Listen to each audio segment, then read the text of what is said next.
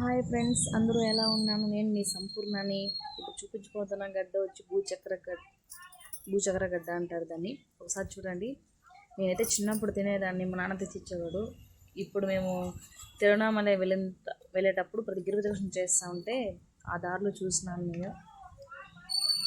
దాన్ని అయితే ఆయన నిమ్మకాయ వేసి పైన దాన్ని రఫ్ చేసి పేపర్ సైజ్ లేయర్లో కట్ చేస్తూ ఉన్నారు చూడండి.